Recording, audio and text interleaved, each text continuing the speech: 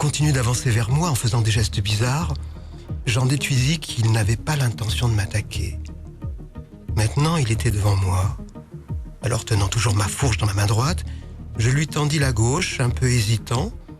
Il la saisit vivement, il la serra très fort, puis brusquement, il m'empoigna et me serra contre lui, en attirant ma tête contre son casque, une sorte de protège-tête métallique comme en portent les motocyclistes, mais dépourvu de mentonnière. Et il m'a embrassé. Comme d'habitude, t'es venu avec des documents incroyables. Ouais. Et on va pouvoir les J'ai découvrir. bossé pour vous. Alors, Voilà. deux cas qui vont peut-être ouvrir sur peut-être une collection. Hein. Ouais, parce que effectivement, en fouillant mes archives, je me suis rendu compte que je possédais des centaines et des centaines et des centaines de face-à-face singuliers. Donc je me suis dit, pourquoi pas préparer une collection et en faire profiter tout le monde, quoi. Ouais. C'est bien. C'est bien vu et on va le faire aujourd'hui avec deux cas, je le disais. Et le premier, c'est un Français. Le premier est un Français. Ouais. Ça s'est passé le 10 septembre 54, tout près de Buja, une petite bourgade rurale de Corrèze. Voilà. Magnifique. Corrèze. Cela dit, on en parlait il n'y a pas longtemps avec Egon Kragel, hier soir d'ailleurs, dans la libre antenne avec Jocelyn F. Keller. Souvent, je fais le rapport avec la Corrèze, c'est souvent l'apparition d'ovnis ou de rencontres du troisième type dans des zones désertées, Absolument. en campagne, Oui. où il y a un peu de calme, comme si le phénomène se jouait de la civilisation et voulait être discret. Tout juste. Et surtout à cette époque-là, on est en 54, hein, c'est-à-dire qu'on va connaître, la France va connaître une vague incroyable. On l'a c'est-à-dire, évoqué ici. Hein. Absolument. Septembre, octobre, novembre, ça va pilonner, c'est-à-dire qu'on va voir des soucoupes absolument partout. Et c'est vrai qu'en 54, c'était vraiment dans les endroits isolés, les endroits retirés, les zones rurales, beaucoup, les zones rurales. Il faudra attendre les années 80 pour avoir des belles manifestations au-dessus de nos villes. Mais à l'époque, ils étaient plutôt campagnards. Alors, qui est Antoine Mazot ? Alors Antoine Mazot, il a 58 ans, c'est un solide morceau d'homme, on nous dit que il atteint 1m82 sous la toise, donc c'est un sacré gaillard. Hein. C'est un paysan qui réside au hameau de Mouriras à 1,5 km de Buja, sur la route de Tarnac. Ouais. Voilà. Alors, pour survivre, Monsieur Mazot cultive la terre, cette terre corrézienne un peu rude, hein, qui n'offre en retour la plupart du temps que de modestes ressources, hélas. Alors ce soir-là, justement, Monsieur Mazot revenait la fourche sur l'épaule.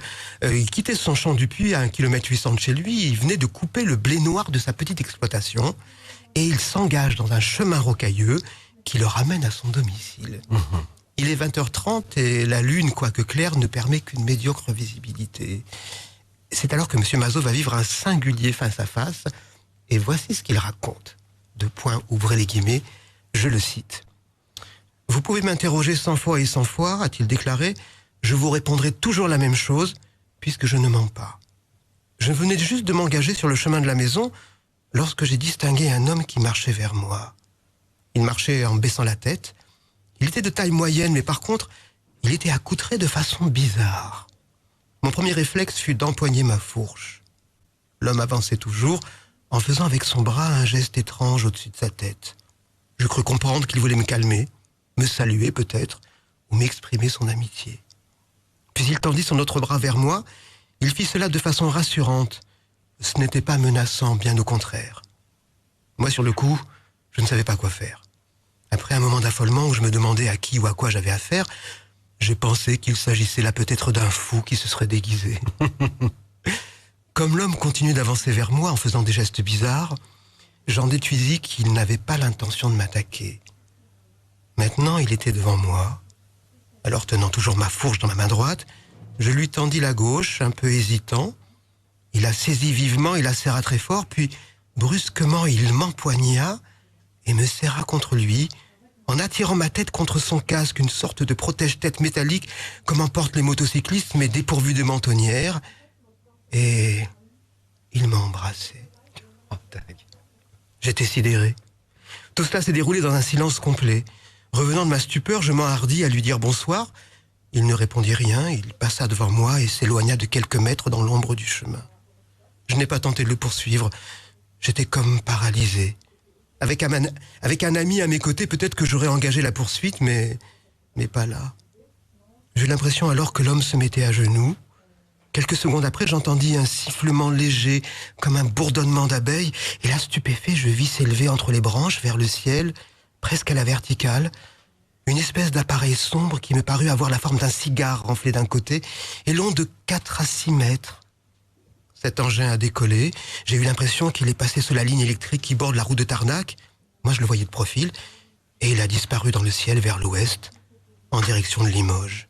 Du 16 au 23 novembre 2025, BTLV vous invite à la croisière du mystère et de l'inexpliqué 2 sur le MSC Splendida. Embarquez pour un voyage exceptionnel. Au départ de Marseille, découvrez Gênes, Naples, Palerme, La Goulette, Barcelone. Accompagné de Françoise Nallet, David Gallet, Anaël et Anton Parks, Bleuette Dillot, Egon Kragel, Pascal Lafargue et Jocelyn F. Keller. Le tout orchestré par Bob Belanca. Découvrez lors de 2 excursions magiques Pompéi et l'histoire de Carthage et Sidi Bou Saïd. Du 16 au 23 novembre 2025, vivez des vacances de rêve bien mystérieuses avec BTLV. Infos et réservations sur btlv.fr ou avec le lien dans le chat.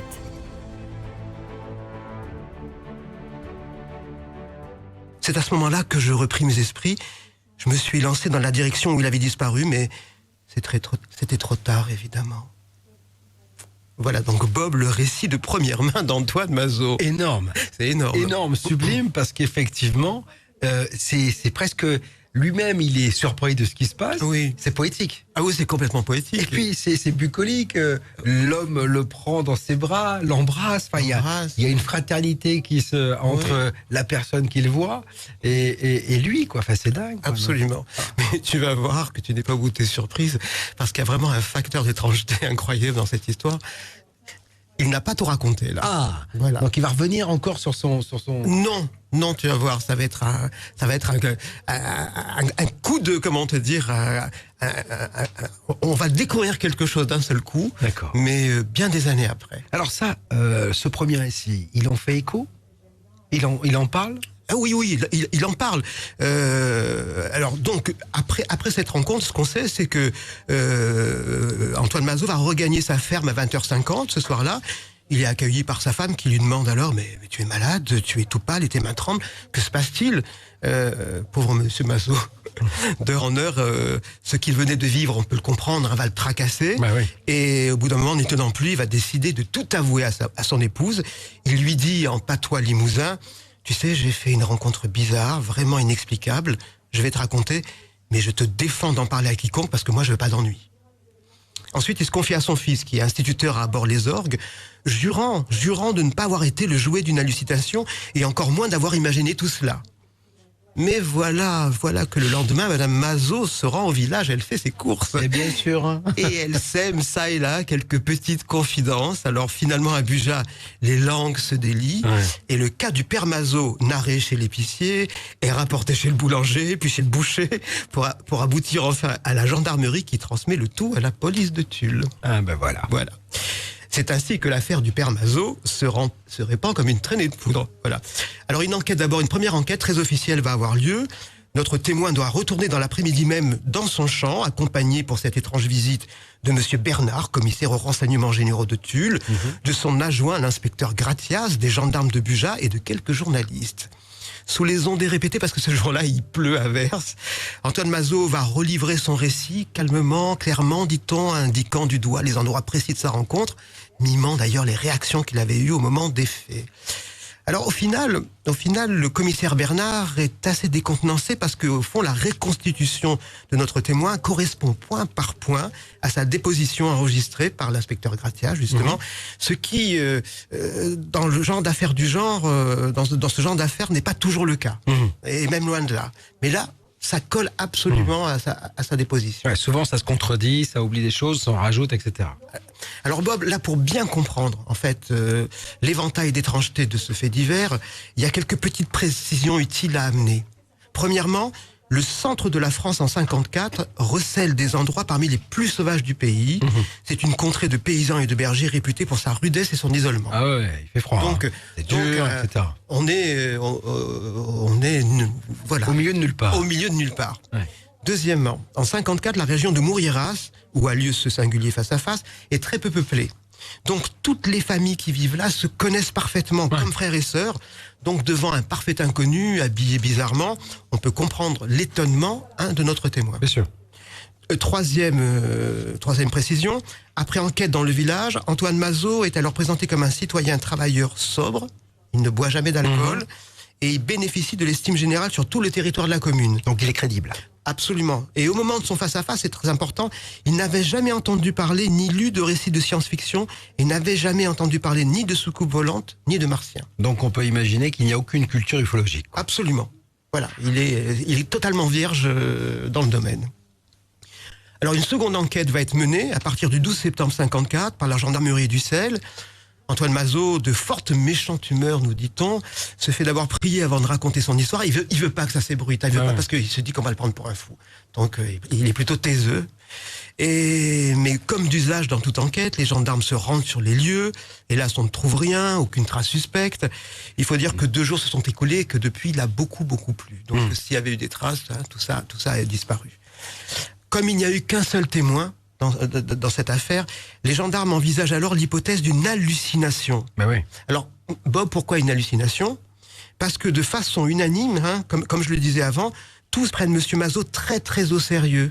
Et il conclut qu'il est incapable d'élaborer un tel mensonge, une telle supercherie.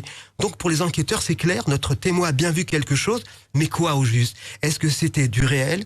Est-ce que c'était du virtuel ? Ils vont le placer sous l'angle de la victime d'une hallucination. Absolument, voilà, le mystère reste entier. Ouais, on ne sait pas ce qu'a... On le prend très au sérieux, on pense qu'il est tout à fait honnête, mais on ne sait pas ce qu'il a vu. Voilà. Il est sain de corps et d'esprit, mais on reste toujours dans l'interrogation. Et d'ailleurs, comme je le précisais avant, le rapport d'enquête va vraiment noter noir sur blanc que M. Mazot jouit dans tout le pays d'une excellente réputation. C'est un homme travailleur, taciturne, équilibré, mais dénué de toute imagination. Ouais, c'est pas un fanfaron, quoi. Pas du tout. Et puis alors, c'est pas un fantasque. Ouais, c'est ça. Les policiers enquêteurs sont formels, ils n'inventent rien. Les journalistes confirment également. Et j'ai trouvé d'ailleurs dans le journal Combat une petite description où le journaliste disait « Il y a dans ces déclarations un indiscutable accent de sincérité. Il n'a pas tant s'en faut la réputation d'un farceur ou d'un illuminé et les enquêteurs n'ont pas relevé la moindre faille ou la moindre contradiction dans ces déclarations. » Et c'est aussi d'ailleurs ce que pense le commissaire des renseignements généraux de Tulle qui déclare « Et j'ai été frappé comme tout le monde du sérieux de celui qui fut le témoin involontaire de cet étrange phénomène. » Donc une affaire extrêmement mystérieuse, un face-à-face très singulier, aujourd'hui encore inexpliqué. Magnifique. Voilà, alors je vous ai trouvé des documents. Bah oui, on a vu le premier avec un titre assez évocateur. Voilà, le passager d'un cigare volant. Moi, je trouve ça magnifique. Voilà. C'est-à-dire que c'est qui a donné l'accolade, un paysan corrézien n'avait rien d'anormal. Alors, ce qui est génial, c'est qu'on le voit, c'est vraiment le paysan de l'époque, avec la casquette.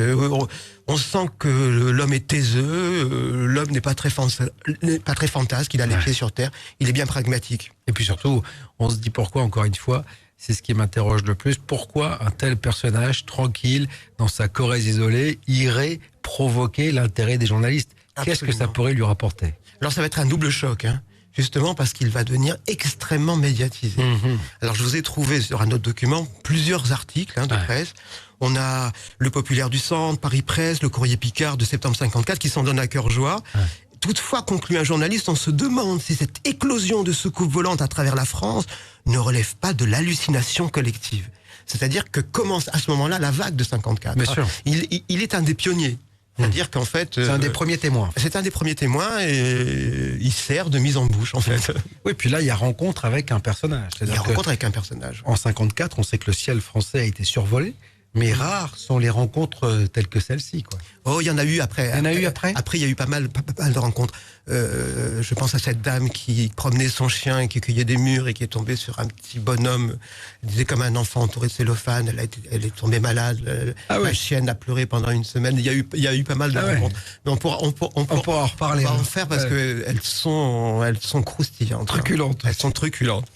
Et un troisième document, je vous ai trouvé un troisième document parce que ce qu'il faut savoir, c'est que ce fait divers à l'époque a fait le tour du monde. Ah ouais.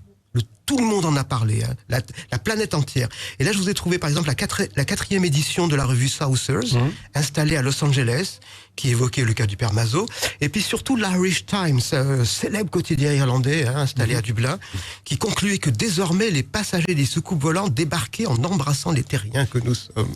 J'adore. Flying Saucer Men Great with a Kiss. Alors, tout le monde en a parlé, les États-Unis, l'Angleterre, l'Espagne, l'Italie. Le père Mazo est devenu une vraie célébrité. Puis surtout, ça suscitait un intérêt grandissant dans la presse, parce qu'effectivement, cette année-là, il s'est passé beaucoup de choses.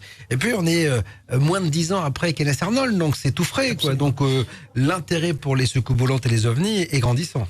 Et tu as raison de dire découvrir, parce que c'est en 54, à ce moment-là, que les Français vont vraiment découvrir le phénomène des soucoupes volantes et des martiens. Je me souviens, tu étais venu ici avec un document où les gens étaient interrogés dans la rue sur les soucoupes. Le premier micro-trottoir, télétrottoir. C'était incroyable. Sur les soucoupes volantes. Où un journaliste arrive et tend son micro sous le nez des passants en leur demandant: est-ce que vous croyez aux soucoupes volantes? C'est génial. Ah, mais je trouve ça génial. Magnifique document. En fait, c'est une époque bénie des dieux quand même, parce que on est quand même assez intéressé, on ne trucide pas, on ne condamne pas tout de suite, on pose des questions. On voit quand même que la gendarmerie va le lendemain sur les lieux avec la presse. C'est-à-dire que de concert, on y va, ça a l'air tout sérieux. Il y a un commissaire de police avec les huiles, avec les huiles et voilà, quoi, on y va, quoi. Oui. Et on prend ça au sérieux, quoi. Oh, c'était pris très très au sérieux. Il y avait quelque chose de... Ouais, puis on rappelle qu'on est quand même à la guerre froide, hein, quand même. Donc voilà, et que on ne sait pas ce qui se passe dans le ciel, quand même. Donc, et on veut avoir les tenants et les aboutissants de ce qui nous survole. Donc, absolument. Donc ça, c'était le cas d'Antoine Mazo. C'est pas fini, d'Antoine Mazo. C'est qu'il y a un rebondissement. Tu sais que j'adore fouiller les archives. C'est mon péché. Hein, ça fera l'objet d'un livre bientôt, hein, je vous le dis. Hein. Ça fait 1 an et demi, 2 ans que je le tanne. Alors, il en est bientôt à la fin. Il grandit beaucoup, mais il va voir le jour bientôt. Bon. Et en fouillant les archives, je ne me suis pas contenté, si tu veux, de fouiller la presse de 54. En prospectant de droite et de gauche, je me suis dit qu'il devait bien y avoir quelque part une suite à cette histoire. Hein. Un papier, un témoignage postérieur, tu vois, qui pourrait apporter des éclaircissements. Et bingo, je suis tombé dessus dans le journal municipal Le Bujacois, le journal de la mairie de Buja, sur un témoignage succulent concernant le cas du père Mazo. Alors c'est un article qui rapporte les propos d'un certain Marc Orliange, et voici ce qu'il raconte. Le numéro 25 de l'année 2002 du journal municipal Bujacois a fait état de la rencontre d'Antoine Mazo avec quelqu'un et quelque chose sous le titre « Le 10 septembre 54, un extraterrestre en visite à Buja ». Or, ceci fait partie de mes souvenirs. J'y étais. Ou presque. Le journal La Montagne, dans sa relation de l'événement, indiquait que Antoine Mazo s'était entretenu sur la route avec un voisin et son fils. Le voisin, c'était mon père, et le fils, c'était moi. Cela se passait au lieu-dit Les Fonfrèdes, à la limite des communes de Buja et Toiviam. Mon père et moi, revenus en vélo de chez ma grande-tante, à la bâtisse de Toiviam, Antoine Mazo revenait de tourner du foin. Il avait une fourche sur le dos et remontait vers Moyeras.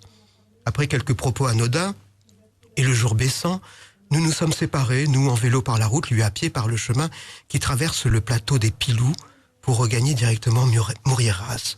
N'en déplaise aux journalistes, ce n'était pas une lande de genêts et de buissons épineux, car ce plateau a toujours été et encore travaillé, présentant une surface plane d'une superficie importante, propice à un atterrissage.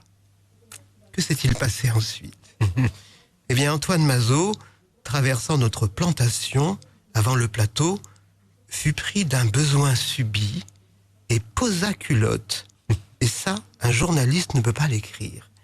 Et c'est en se relevant qu'il se trouva nez à nez avec un homme habillé comme il est décrit, bonnet et vêtements collants de teinte sombre. Antoine était grand, fort et brave, et il n'avait pas froid aux yeux, mais là, la culotte à la main, il est dur de tenter un geste d'attaque ou de défense. Ah, je te confirme. Ils se sont donc toisés, et l'individu, inquiet sur le parti à prendre, s'est alors approché et a embrassé Antoine violemment sur la bouche avant de se retourner et disparaître. Notre Antoine a fini de se rajuster, il a ramassé sa fourche et repris son chemin.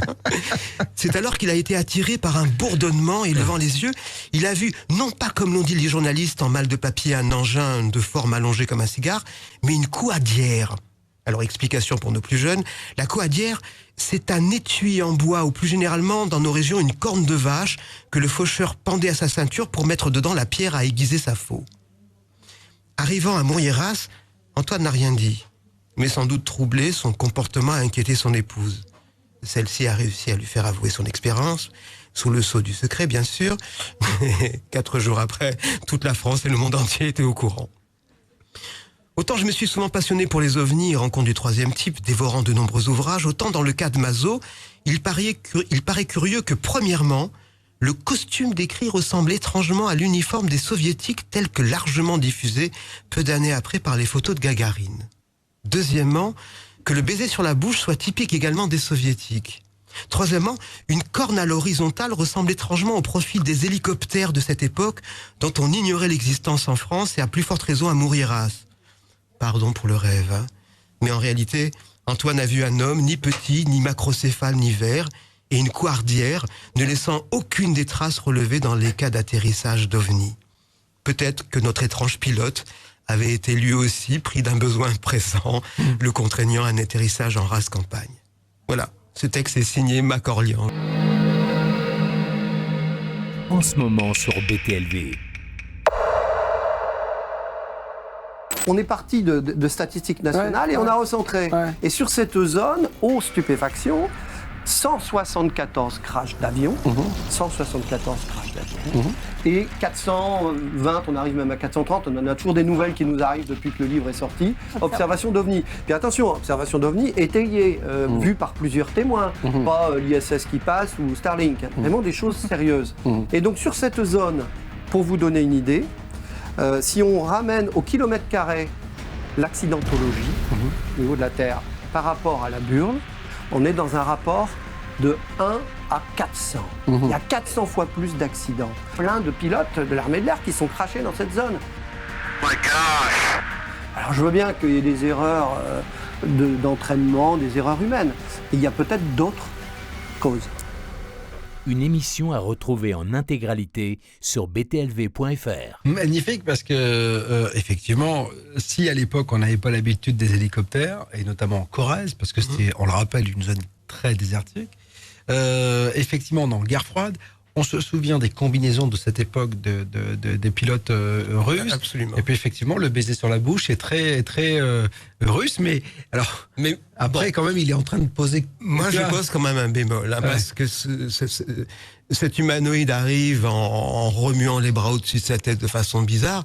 Et puis, je sais pas, est-ce que c'est un réflexe normal de voir un monsieur accroupi en train de se soulager et de venir lui faire un French kiss? Mais peut-être que l'extraterrestre, lui, n'a pas besoin de poser culotte. Absolument. Peut-être qu'il n'y a pas de. Voilà, il est peut-être constitué différemment et que finalement, il se nourrit peut-être pas de matériel, enfin, tu vois, de choses concrètes.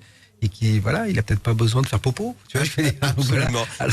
C'est pour ça que je parlais d'un facteur d'étrangeté réel quand même. Ça, ouais. Parce que bon, on essaie, et c'est bien, on essaie toujours d'apporter des hypothèses, mais je trouve qu'il reste toujours, voilà, je trouve un résidu étrange. Tous ces cas sont magnifiques.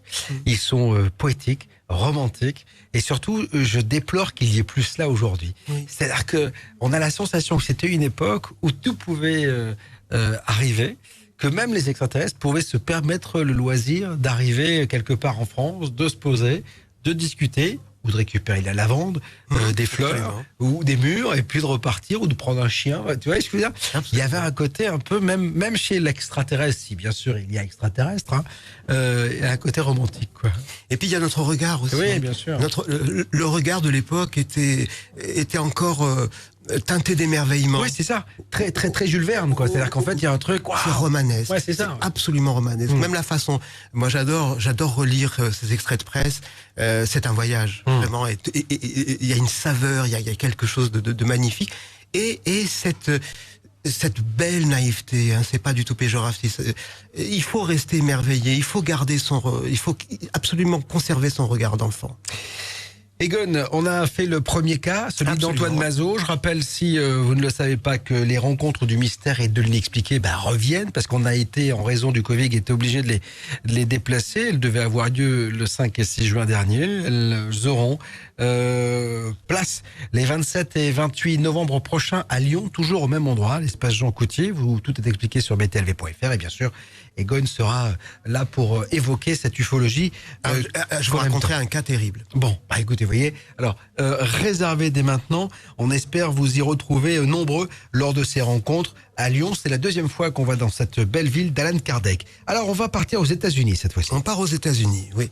Et là, on va parler d'un cas d'abduction, comme on dit, mais un cas qui a été énormément traité aux États-Unis, qui est emblématique et beaucoup moins connu en France.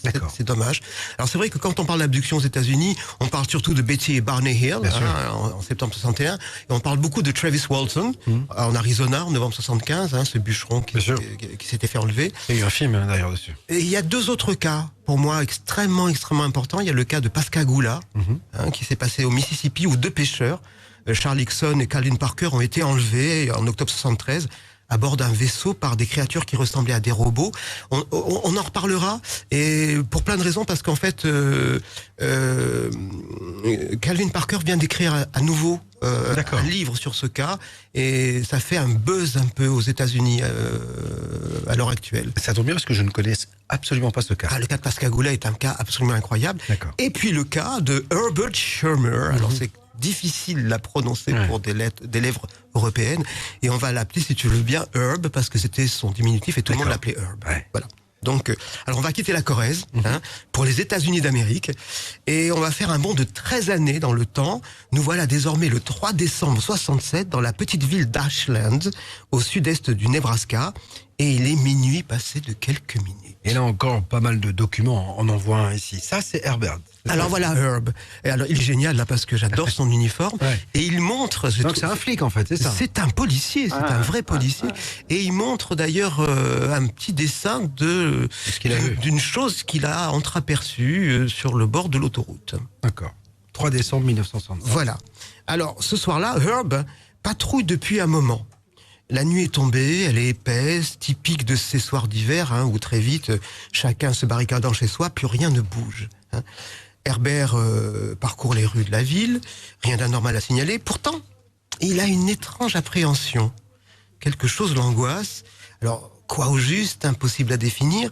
Mais plus tard, il dira, et c'est intéressant, vous savez, c'est un sentiment difficile à expliquer qu'on acquiert quand on connaît bien sa ville. Alors vous savez d'instinct que quelque chose ne tourne pas rond. Et vous vous mettez aussitôt à la recherche de quelqu'un ou de quelque chose qui pose problème. Oui, c'est pas commun. Voilà, une prémonition. C'est pas dans les clous. Herb décide d'aller jeter un coup d'œil aux bâtiments commerciaux de l'autre côté de la ville. Il prend alors la direction de la voie rapide 63 en périphérie d'Ashland. Au moment où il atteint l'intersection des voies 6 et 63, les phares de sa voiture éclairent soudain quelque chose de lumineux garé sur le bas-côté à quelques mètres devant lui.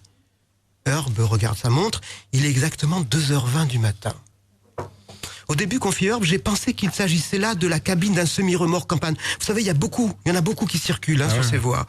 Et puis, ces lumières clignotantes pouvaient être celles d'un véhicule en détresse. Mais quand j'ai éclairé cette chose, là, je suis resté bouche bée. Je n'en croyais pas mes yeux. J'ai agrippé ma matraque, ma bombe lacrymogène, et je me suis approché de ce drôle d'engin. Mais très rapidement, cet objet parcouru de lumière rouge pulsante a décollé.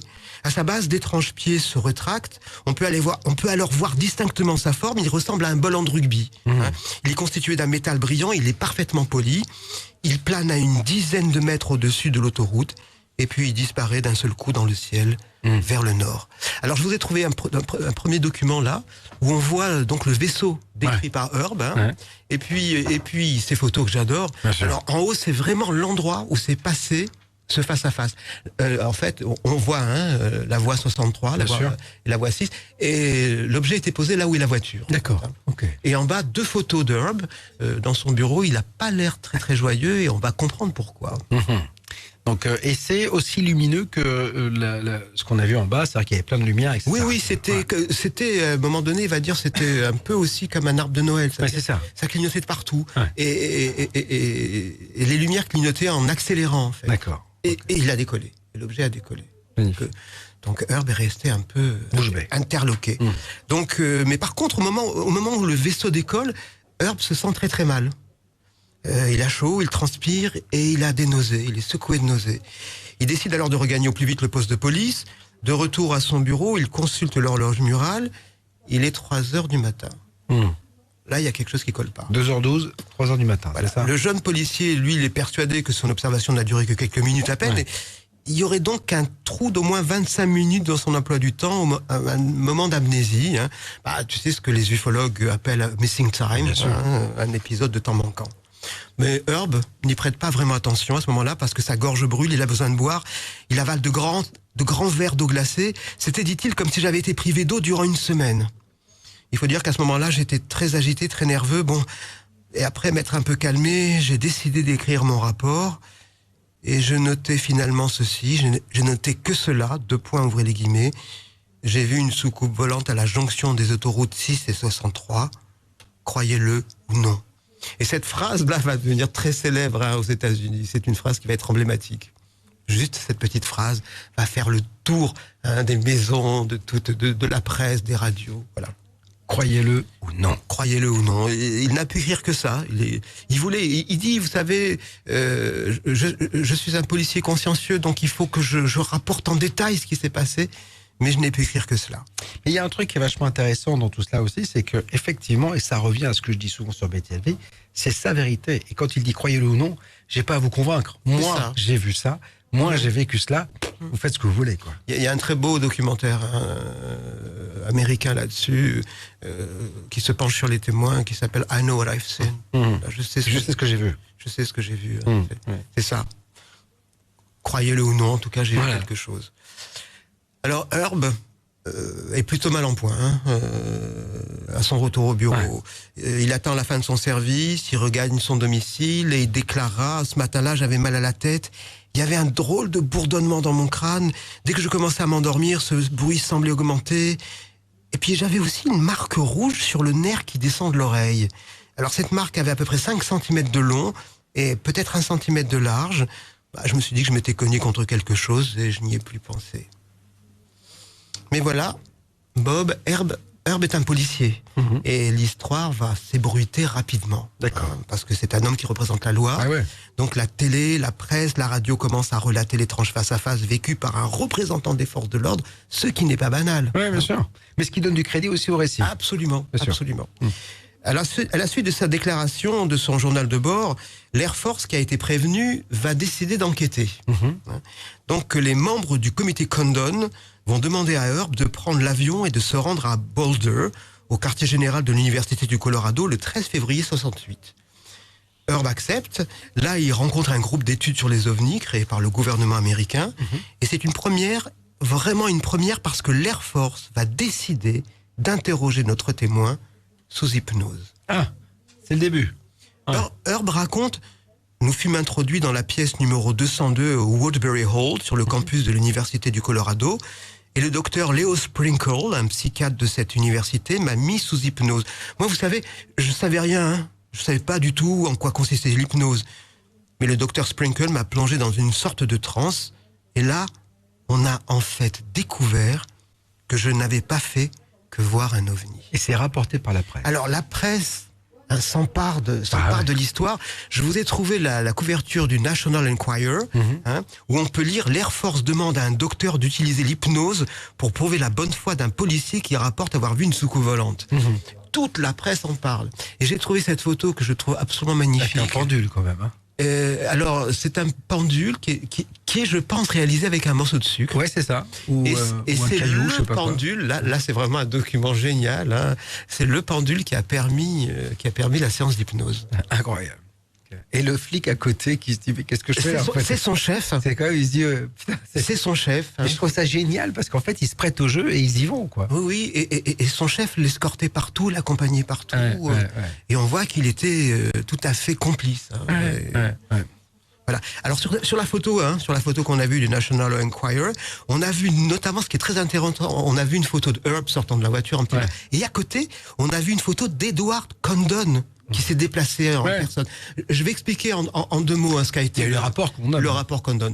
C'est un rapport qui avait été commandé par l'Air Force en sous-marin en octobre 66. Une enquête qui a duré 2 ans, qui a coûté quand même la modique somme de 500 000 € à l'Air Force. À l'époque, c'était beaucoup d'argent. Mais qui a été, comme le disait Jacques Vallée dans son livre Le Collège Invisible, un permis de première main d'inhumer le sujet OVNI, parce qu'on sait que Edward Cordon a détesté le sujet. Bien sûr, bah oui, c'était du débunking. Edward Cordon détestait. Jacques Vallée raconte que quelques jours avant sa mort, en 74, on a dit à Edward Cordon qu'il y avait un reportage qui était prévu sur les ovnis pour la télévision. Il s'est mis à hurler en disant « Il faut brûler les pellicules !» Donc, il était vraiment extrêmement hostile. D'accord.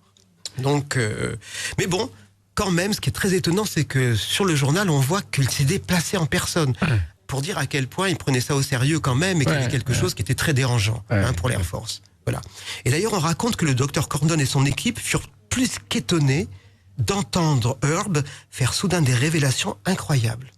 En effet, le jeune policier va raconter qu'il aurait eu un contact privilégié et prolongé avec les membres d'un équipage d'OVNI.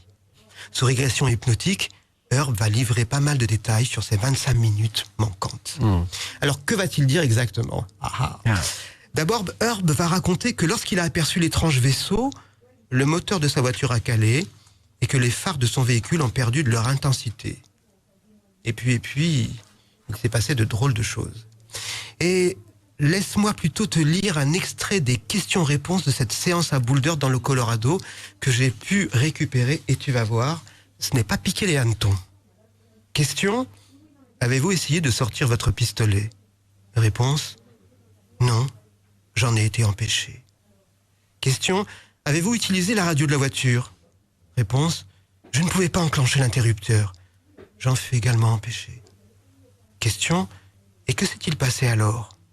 Réponse: quelque chose s'est approché de mon véhicule. Question: pouviez-vous voir les traits de cet être qui s'approchait? Réponse: non, il était tout blanc et très flou. Question: savez-vous d'où ils viennent? Réponse: Vénus, Jupiter ou d'autres planètes. En fait, ils sont originaires d'une galaxie voisine. Question: et quelles sont leurs intentions? Réponse que j'adore: ils ne nous veulent aucun mal. Question: alors pourquoi ont-ils atterri à Ashland? Réponse: ils voulaient s'approvisionner en courant électrique à partir de nos lignes de haute tension. Question: comment s'y prennent-ils? Réponse après une longue pause: je ne peux pas le dire maintenant. Question: comment fonctionne leur appareil? Réponse: il agit en annulant la gravité. Et là, le docteur Condon fait un bond sur sa chaise, réel. Ouais. Dernière question: et comment fait-il cela, ce vaisseau? Réponse: je ne peux pas le dire. Ce n'est ni le moment, ni l'endroit. C'est savoureux. Génial. Savoureux. Génial. Alors, ce qu'il faut savoir, c'est qu'après cette magnifique séance d'hypnose, Herb va à la fois subir des tests psychologiques, il va être auditionné durant de longues heures, on va lui faire même un sérum de vérité. D'accord.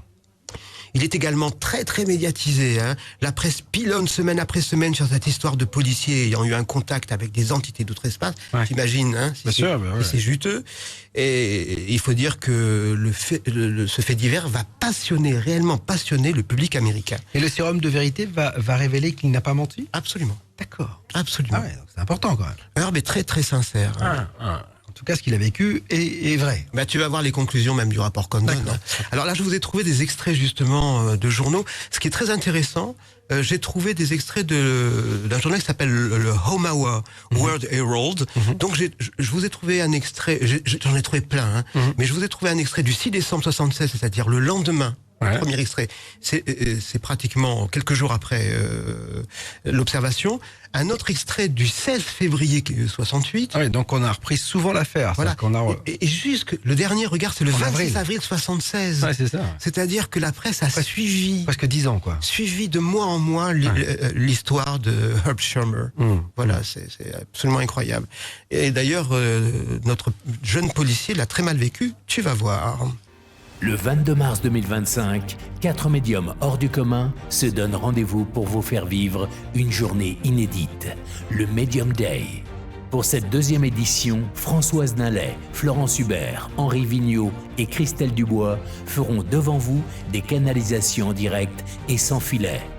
Françoise Nallet plongera au plus profond de vos mémoires cellulaires, karmiques et transgénérationnelles pour les reprogrammer et vous libérer de ce qui vous entrave. Quant à Florence Hubert, Henri Vigneault et Christelle Dubois, ils se connecteront à vos chers disparus et vous délivreront leurs messages reçus pour vous. Le 22 mars 2025, venez vivre le Medium Day au Forum 104 à Paris. Le Medium Day, une production exclusive BTLV. Infos et réservations sur btlv.fr ou les commentaires. Attention, place limitée. Alors, de retour à Ashland, après donc la séance d'hypnose, le chef de Herb a décidé de quitter son poste, pour des raisons personnelles. Hein. Et Herb est promu à la tête du commandement local. Donc, incroyable, il devient ainsi le plus jeune chef de police du Midwest, à ce moment-là. Mais hélas, dans les jours et les semaines qui vont suivre, ses états physiques et psychologiques vont se détériorer. Hein. Herb va assurer son job de policier pendant encore 2 mois, mais il va finir par démissionner. Je ne faisais plus attention à ce que je faisais, a-t-il expliqué. C'était obsessionnel, je ne cessais de me demander ce qui m'était réellement arrivé cette nuit-là. Mes migraines amplifiées devenaient atroces, je me gavais d'aspirine comme on se gave de pop-corn. Vous ne pouvez pas être un bon policier quand vous avez de tels problèmes. Voilà pourquoi j'ai fini par poser ma démission. Ouais. Alors, le rapport Condon va tirer sa conclusion, et va tirer une conclusion assez laconique. Classé K numéro 42, on peut lire ce qui suit, 2 points. Le témoin dit souffrir d'une amnésie de 20 minutes durant lesquelles il aurait été à proximité d'un ovni. Aucune preuve n'a été cependant fournie qu'un objet physique se soit posé là. De plus, les tests subis par le témoin avec son consentement n'ont pas prouvé que l'objet qu'il dit avoir aperçu était physiquement réel. Mais le docteur Leo Sprinkle, lui a déclaré « Moi, je suis certain que le témoin croit en la réalité des événements qu'il rapporte. » Donc, il y a quand même une crédibilité autour de ces déclarations. Mais cela ne rassure pas Herb, et ne lui fournit aucune explication qu'il attend. Il va de plus en plus mal. En fait, il va vraiment de plus en plus mal. Lui, comme le dit le docteur, le deuxième, il croit vraiment à ce qu'il a vu, donc ça peut le perturber. Et l'Air Force ne veut plus lui répondre, en fait. L'Air Force a tiré sa conclusion. Il s'est passé quelque chose, mais il est très sain psychologiquement, il est très sain physiquement, mais il a pu avoir un moment d'hallucination, c'est pas un moment d'absence. D'égarement, quoi. Donc voilà, point d'interrogation. Il s'en lave les mains. C'est Ponce Pilate, on s'en lave les mains. Alors, comme Herb va mal, il va demander de l'aide à des associations ufologiques qui, elles, le prennent au sérieux. Et c'est à ce moment-là qu'il va rencontrer l'ufologue Eric Norman, dont le vrai nom est Warren Smith. Et Herb lui confie aussitôt « Vous savez, avant ça, je n'avais jamais pensé à ces histoires de soucoupes volantes et à leurs conséquences, mais quand l'enquête du comité Condon a révélé qu'il manquait une demi-heure dans mon emploi du temps, ça m'a vraiment secoué. Parce que moi, je sais qu'il s'est passé beaucoup de choses cette nuit-là. C'est là, quelque part enfoui dans mon cerveau, mais impossible de l'extraire. » Eric Norman va alors proposer à Herb une seconde séance d'hypnose. Elle va avoir lieu à Des Moines, dans l'Iowa, et c'est Lauren Williams, un professionnel, qui va diriger cette séance. L'essai semble si fructueux que d'autres séances suivront. Et petit à petit, un étrange puzzle va se mettre en place, rapportant ce que prétend avoir vécu Herb Sherman, un singulier face-à-face avec des êtres venus d'ailleurs. En ce moment sur BTLV. Lors de l'une de nos conversations, Dominique, nous discutons d'un livre qu'il a écrit, et ce livre s'appelle Gabriele D'Annunzio en France. Et Dominique me fait part de l'hypothèse qu'il pourrait être la réincarnation de cet homme, Gabriele D'Annunzio. Et puis finalement, un jour, j'accepte. J'accepte. Et j'avais dit à Dominique, j'ai dit, j'espère que si c'est pas le cas, tu ne seras pas déçu, en fait. Manque de chance. Je ne confirme pas qu'il était Gabriele D'Annunzio. Et en revanche, je m'oriente vers un homme qui l'a connu, qui était dans son entourage, sauf erreur de ma part. Donc je commence à voir, et là je me suis dit, c'est cet homme, j'en suis convaincue. Et quand mon corps résonne de la sorte, parce que mon corps me parle aussi également, et là je sais en moi que c'est la bonne piste. On peut dire le nom, il s'appelle Olindo Guerini. Et ce qui est de très troublant, c'est que j'avais rêvé de lui, mais je ne savais pas qui c'était. Je l'avais vu en rêve auparavant, avant même d'avoir rencontré Pascal. Et il me dit, mais en fin de compte, moi j'ai toujours été fascinée par le pilotage, enfin avoir piloté, et Gabriele D'Annunzio pilotait, et donc pour moi, tout collait dans Gabriele D'Annunzio. Eh ben non. Et là je réfléchis, et je dis un instant, parce que je l'avais en moi, et ça c'était quelque chose que je voulais révéler à Dominique, je lui dis, mais Dominique, je ne connais encore rien sur cet homme Guerini, mais pour moi, Guerini est décédé. Tu t'es réincarné quelque temps plus tard et tu étais un pilote pendant la guerre, un pilote allemand pendant la guerre. Là, on ne part plus sur une demande de vie antérieure. Les deux. Mais là, on en découvre deux, Ouais, en ça. fait. On part sur deux axes complètement différents. Ouais. Et là, cette piste de cet aviateur allemand, on va aller de découverte en découverte, de surprise en surprise, et même sur des faits qui dépassent l'entendement. Une émission à retrouver en intégralité sur btlv.fr. Alors que va raconter au juste notre témoin, Bob c'est ça que tu te demandes, j'imagine. Eh ben, tout d'abord, il va dire que cette nuit du 3 décembre, lorsqu'il aperçoit cet objet au bord de la route, il est très intrigué, on le comprend. À ce moment précis, le moteur de sa voiture cale. Il tente de joindre du renfort, mais sa radio ne fonctionne plus. Comme ça arrive souvent. Il distingue de mieux en mieux ce truc posé là sur le bas-côté de la voie rapide. Et mon Dieu, c'est à peine croyable. C'est pas un camion. C'est un engin plat en forme d'ellipse, fait de métal. Une soucoupe volante comme on en a vu dans la presse. Herb panique. Et ça, on comprend. Il veut quitter les lieux au plus vite, mais quelque chose l'en empêche. Et puis, contre toute attente, deux êtres descendent de ce vaisseau et se dirigent vers la voiture. Herb terrifié. Il essaie de saisir son revolver. Impossible, il est comme paralysé. Et puis un des êtres braque un petit instrument sur la voiture et soudain, le véhicule est cerné d'une sorte de gaz vert. Herb, malgré lui, descend sa vitre. Il ne veut pas, dit-il, mais quelque chose l'oblige à s'exécuter. L'une de ces créatures le touche sur le cou, sous l'oreille exactement, et ça lui fait un mal de chien. Et là, on se souvient de la marque rouge qu'il avait. Herb descend de voiture bien malgré lui, comme si on l'obligeait. La créature le regarde droit dans les yeux. Les yeux de cet humanoïde sont étranges, dérangeants. Ils ressemblent aux yeux d'un chat, dira Herb. Très reptilien, quoi. L'entité lui demande, j'adore la question, « Are you the watchman over this place ?» Êtes-vous le veilleur de cet endroit? Et chaque fois que l'entité va s'adresser à Herb, il appellera Watchman. Le veilleur. C'est génial. Ouais. Herb répond humblement, « Vous savez, je suis un policier. » La créature va lui demander encore, « Seriez-vous capable de tirer sur notre vaisseau ?»« Non, répond Herb. » Alors l'ufonaute lui sourit et invite le jeune policier à monter à bord. J'adore le truc. Le vaisseau est composé de pur magnésium, 100% pur, c'est ce qu'on va lui révéler. Herb distingue dans une pièce principale une grande console et deux petits sièges en forme de triangle face à un vaste écran de contrôle. L'équipage de ce vaisseau est composé de 4 membres. Ils sont de petite taille, ils mesurent entre 1 mètre et 1 mètre 30 tout au plus, mais ils sont cependant très musclés, assez secs, comme s'ils n'avaient pas une once de graisse, dira Herb. Leur torse est large et puissant, et ils bougent de façon plutôt rigide, un peu à la façon de militaire.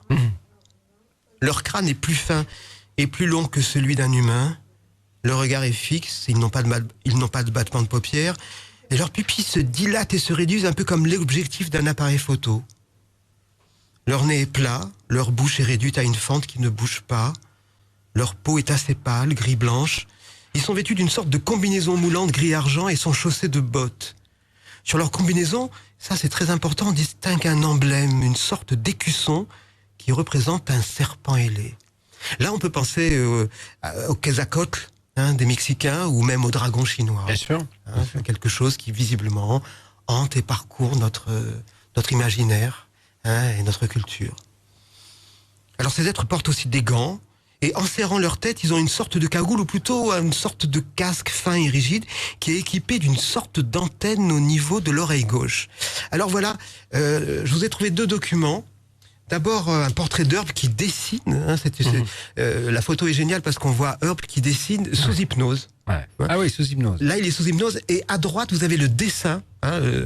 J'ai trouvé j'étais très content parce que j'ai trouvé le dessin qui est sur la feuille, en fait. Voilà, c'est le dessin à droite. Et on voit d'ailleurs l'écusson avec le petit serpent. Il reste assez humanoïde quand même. Ils sont très humanoïdes. Ouais, ils ressemblent quand même à des humains. Et ça pourrait être des humains. On voit qu'ils ont des pupilles verticales, un peu comme les chats. Voilà. Ouais, c'est ça, c'est la différence. Un peu inquiétant.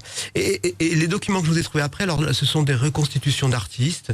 J'aime bien, on voit des peintures.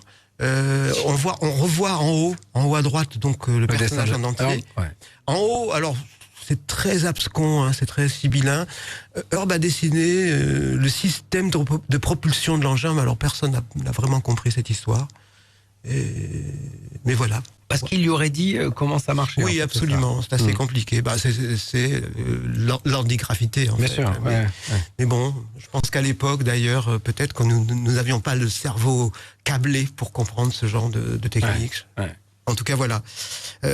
Donc, ce qu'on voit, c'est qu'entre ces entités et Herb va s'établir un vrai dialogue. Et Herb va résumer cet échange en disant: je vais vous expliquer, en fait. Ils sont venus car nous, terriens, gérons tout très mal. Toutefois, ils n'ont pas de message particulier à transmettre. Ils se sont posés, comme je vous l'avais dit, à Ashland pour se ravitailler en courant électrique. Ils s'approvisionnaient sur de lignes de haute tension. Lorsqu'ils décident de s'adresser à un terrien, c'est important, ils font cela au hasard. Ils n'ont pas de critères de choix. C'est la chance qui décide des rencontres. Alors ils viennent en fait pour collecter aussi sur notre planète des échantillons végétaux et animaux, parce qu'ils font partie d'une mission d'observation. Et ils nous visitent depuis très très longtemps. Et ils m'ont dit qu'ils ont des bases sous-marines, notamment au large de la Floride et de l'Argentine. Ils possèdent un équipement de protection contre lequel nous ne pouvons rien. Un champ de force qui entoure leur vaisseau. D'ailleurs, c'est ce champ particulier qui stoppe le moteur des voitures et qui éteint les radios. Ils font cela, pourquoi ? Parce que nous sommes une espèce hostile et très agressive, et ils ont besoin de se protéger de nous. Et puis, ils ont ajouté cette phrase étonnante, et ça j'adore. Ils ont dit, certes, nous voulons que vous puissiez croire en nous, mais ne croyez surtout pas tout. Et lors de cet échange, l'entité principale a d'ailleurs insisté plusieurs fois. Il a dit, nous voulons que face à nous, les gens restent perplexes. Et il a ajouté, nous voulons entretenir une certaine confusion dans votre esprit public. Intéressant. Ouais. Il y a une sagesse de la part de ces entités, mais aussi un regard assez aiguisé sur notre société. Comme s'ils voulaient maintenir le flou, en fait. Comme s'ils ne voulaient pas qu'il y ait un véritable face-à-face. Et que le face-à-face, justement, reste toujours singulier. Ouais, c'est ça. Alors, après cet échange, les 2 entités apparues au début raccompagnent Herb à sa voiture. En le fixant dans les yeux, ils lui disent: vous ne raconterez à personne que vous êtes monté à bord de notre vaisseau. Vous direz simplement qu'au moment où vous l'avez aperçu, il a aussitôt décollé. Vous direz cela et rien d'autre. C'est pas ce qu'il a dit. Et si, c'est ce qu'il a dit. Souviens-toi. Non, mais il a dit qu'il était monté dans le... Ah oui, mais après, il a fallu des séances et des séances d'hypnose. Il a fallu qu'il aille très mal, il a fallu qu'il demande de l'aide. Mais souviens-toi de cette belle phrase. Sa belle phrase. J'ai vu un vaisseau, croyez-le ou non. C'est tout. Il n'a pas pu. Quand il est revenu, quand c'était tout frais, il n'a pas pu raconter. Il voulait raconter, mais il n'a pas pu. C'est l'hypnose régressive, finalement, qui lui a permis de raconter tout cela. C'est cette hypnose qui lui aurait permis de plonger dans son inconscient et d'aller rassembler tous les morceaux du puzzle. Voilà. Alors, Herb se retrouve dans sa voiture sans trop comprendre. Il est dans un drôle d'état. Mais je vous ai trouvé un document, alors là, succulent, magnifique, parce que moi, je raconte, c'est bien, mais il faut que ce soit lui qui raconte. On va écouter. Et je vous ai trouvé un document où Herb se confie. C'est un document qui date de 1974, qui a été enregistré en Floride, et il va nous raconter pourquoi il allait mal. Let me tell you, I was scared. À l'instant précis où j'ai quitté ce vaisseau, d'un seul coup, je suis redevenu moi-même. Et soudain, j'étais terrifié. Lorsque j'étais à l'intérieur de l'engin, je ne ressentais pas grand-chose. Mais là, en le quittant, voilà que j'étais soudain parcouru de frissons. Je transpirais, j'avais chaud, j'étais secoué de nausées. J'ai regagné ma voiture de fonction, j'ai fait demi-tour et je suis rentré au poste de police. Durant ce trajet, j'ai commis un bel excès de vitesse.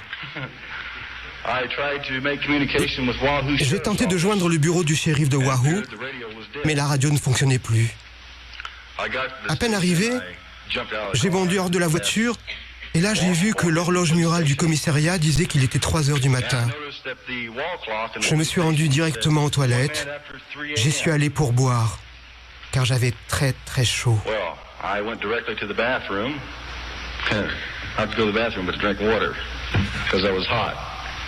Je suis allé après dans la pièce principale.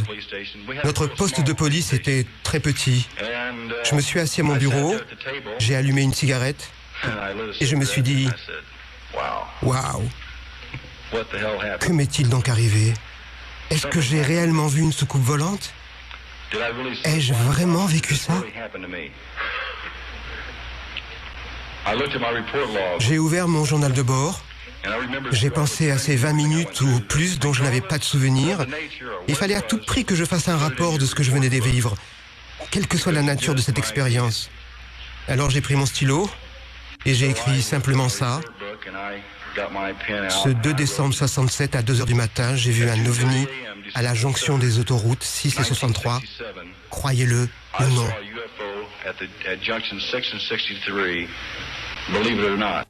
Magnifique. C'est Là, très et puis alors, émouvant. et puis là, il sourit parce qu'il dit j'ai fait un, Oui. un excès de vitesse. Moi, je trouve que c'est très émouvant. Et puis, sa voix a une qualité particulière. Il a une belle voix de baryton, comme ça. Et moi, je suis toujours extrêmement ému d'entendre, parce que c'est bien beau de raconter tout ça, c'est bien beau de dépoussiérer, mais lorsqu'on a vraiment un témoignage, là, je dirais de première voix, Ça prend corps. de première voix, puisque plutôt que de première main, absolument, ça prend corps. Tout à fait. Incroyable. Herb, un document exceptionnel, bien sûr, d'Egon Kregel sur BTLV. Autre Voilà. chose. Donc voilà en résumé le cas d'Herbert Schirmer, un cas emblématique aux États-Unis, des articles, des livres, des bandes dessinées lui ont été consacrés. Regardez, j'ai fouillé partout, j'ai même moi trouvé ce qu'on appelle un coloring book. Garantie vintage. Les gamins colorient. C'est cet album de coloriage pour les enfants. Alors vous avez des silhouettes, regardez, il est génial. Fabuleux. Ça s'appelle le cas du serpent ailé. Le serpent, on se souvient de l'emblème. Alors là, on le voit, qui dit « Oh là là, je veux sortir mon revolver, mais je n'y arrive pas. » Et puis on voit l'objet. Et puis je vous ai pris une planche où on le voit face à cet être incroyable. Là, c'était pour les enfants. Donc, incroyable. Donc absolument un coloring book. J'ai trouvé également un disque vinyle. Alors ça, c'est une histoire incroyable. Il y a un disque vinyle qui est sorti aux États-Unis chez CBS en 75. Qui était une grande maison. Absolument. Intitulé UFO, The Credibility Factor. Donc les ovnis, le facteur de crédibilité. On peut y entendre les témoignages des grands acteurs de l'ufologie nord-américaine, des figures tutélaires telles que Donald Kehoe ou Alan Hynek. Ah, carrément. Et à l'intérieur, il n'y a que les grands pontes. Il y a une interview de Betty Hill et une interview de Herbert Schirmer pour te dire à quel point Bob, c'était un personnage dont on a beaucoup parlé, emblématique. C'est vraiment un cas extrêmement fondateur et important. Alors, cette histoire de vinyle, c'est absolument incroyable parce que c'est la première fois qu'une grosse maison de disques, une compagnie de disques, a sorti un disque en parlant de témoignages. Puis surtout de témoignages. Et surtout, ce qu'il faut savoir, c'est qu'à l'époque, il y a eu même une publicité de 2 minutes sur toutes les chaînes pour vendre ce disque. C'est absolument insensé. Voilà. Alors, que reste-t-il de cette étrange aventure aujourd'hui? Est-ce que tu penses que cette aventure, Bob, a été oubliée? Non. Non, tu as bien raison. Regarde, on en parle aujourd'hui. Parce que dernièrement, un jeune dessinateur et scénariste qui s'appelle Michael Jasorka a sorti, il vient de sortir une bande dessinée de 56 pages, intitulée December 3rd, 1967, 3 décembre 67, qui raconte en détail l'abduction de notre policier. Alors je vous ai trouvé la couverture et puis je vous ai choisi 2 planches. Vous avez sur la couverture, suivez les aventures la vraie histoire du contacté. En fait. Et surtout parce que tu vois en bas, l'ouvrage est vendu avec un CD où on peut entendre Herb raconter son singulier face à face. Alors moi je peux vous dire c'est un superbe objet que je recommande à tous les amateurs de BD et puis à tous les collectionneurs en ufologie parce que c'est vraiment un objet. Vous pouvez c'est pas toujours facile, mais vous pouvez vous le procurer sur Internet. Hein, voilà, il faut. Si vous faites ça, vous allez tomber sur le site de ces dessinateurs et vous pouvez le commander pour $22. Magnifique. Super. Moi, je vous le conseille vraiment, elle est magnifique. Voilà. Et puis, pour terminer en beauté, j'ai découvert qu'un brasseur a eu l'idée de créer une bière en 2019, l'année passée, en hommage à Herb. Star Snake Dank. La bière s'appelle Star Snake Dank IPA. Alors, Star, parce qu'on sait que le vaisseau venait des étoiles. Snake, parce qu'on se rappelle. Je vous ai mis d'ailleurs en bas le petit dessin dessiné par Herb. Hein. Je vous ai trouvé le dessin de Herb, de l'emblème qu'il portait. C'est un petit serpent ailé. Donc, Star pour les étoiles, Snake pour le serpent. Donc, je sais pas trop. Je pense que c'est de l'allemand. C'est peut-être merci. Parce que Dankeschön, peut-être. Herbert Schirmer, ça m'a l'air d'être allemand. Allemand, peut-être. Et IPA, IPA, ça veut dire India Pale Ale. C'est un style de bière à fermentation haute qui est d'origine anglaise. Voilà. Donc, alors vous avez vu, elle est disponible en bouteille et en canette. Magnifique. Voilà. Et on peut encore se la procurer? On peut se la procurer et regarde ce que j'ai trouvé dans un magasin. C'est-à-dire, c'est pour vendre la un promontoire. Un joli promontoire en forme de soucoupe, c'est magnifique. Magnifique. Et on voit un policier d'ailleurs qui est enlevé par la soucoupe avec sa voiture qui clignote. C'est une vraie culture, l'ufologie. Hein. Quand on voit ça, il y a une culture de dessin, il y a une culture cinématographique. C'est une vraie culture. Absolument. Et puis c'est jouissif de trouver tout ça. Moi j'adore faire des enquêtes et retrouver toutes choses. Alors pour clore cette émission, moi je me pose une question légitime. Que penserait Herb Schirmer de tout cela aujourd'hui? Moi je pense que cela l'amuserait sans doute. Lui qui, après avoir témoigné, a vécu un véritable cauchemar. Mais un véritable cauchemar. Il a été moqué, il a été malmené, il a été menacé, il a été plaqué par sa femme qui a dit qu'il était visiblement mentalement dérangé. Il a été obligé de quitter l'État du Nebraska. Il a trouvé un premier boulot en tant que vigile. Quand le patron de la boîte a su qu'il avait témoigné dans la presse, il a été à nouveau renvoyé. La vie de Herb a été un long chemin de croix. Et d'ailleurs, c'est lui qui va vous le raconter, une conclusion terrible où il va nous faire le récit de ses tribulations et vraiment, vous allez voir, c'est émotion garantie. On écoute Herb. La télé a débarqué et avec elle la presse, les quotidiens, les stations de radio et j'ai été submergé d'appels téléphoniques. 2 jours plus tard, le ridicule a pointé son nez. Par exemple, un homme a couru le long de 3 pâtés de maison pour me rejoindre. Il haletait. Il possédait une boutique de pneus Goodyear dans le Nebraska. Il m'a dit, Herb, si par hasard tu devais voir une autre soucoupe volante atterrir, essaie de leur vendre mes pneus.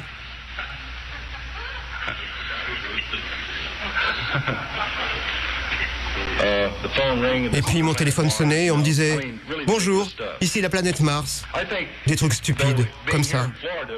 Un jour j'étais en Floride dans un hôtel comme celui-ci. Un homme m'a alors demandé « Vous êtes bien Herb Schirmer ?» Je lui ai répondu que oui. Alors il m'a rétorqué « Je m'appelle Monsieur Machin ». Moi aussi j'ai été enlevé, mais à bord d'un fourgon de police.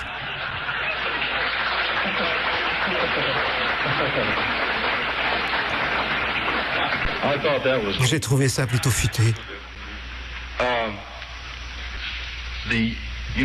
L'armée de l'air américaine, le comité Condon, le projet Blue Book sont venus au Nebraska pour mener l'enquête et m'interroger.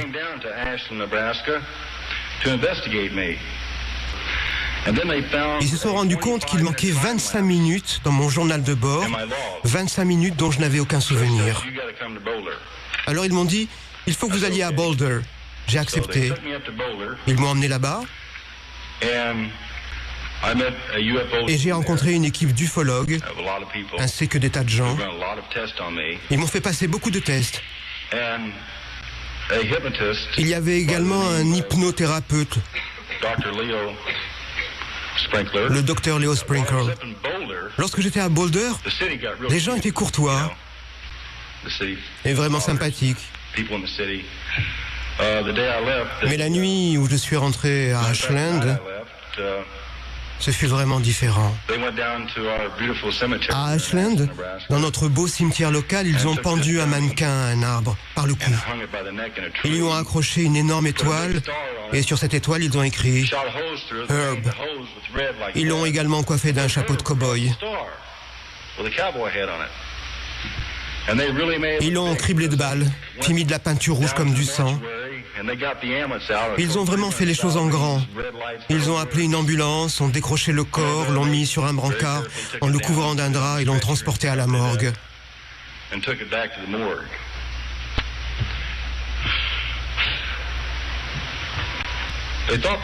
Ils ont pensé me faire peur. Pas du tout en fait. Ils voulaient me terrifier, c'était raté. Ça m'a surtout fait rire quand j'ai découvert ça dans le journal et que j'ai pu voir les photos. Mais quand j'étais à Boulder, ils ont fait sauter ma voiture à la dynamite. Ça m'a rendu vert de rage. Je l'avais payé de ma poche. Cette fois, j'étais furieux. En ce qui concerne ma famille, je suis allé voir mon père.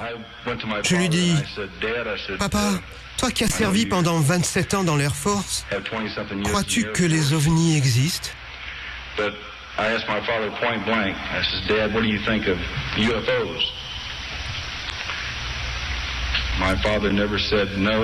Mon père n'a pas dit non, mais il n'a pas dit oui.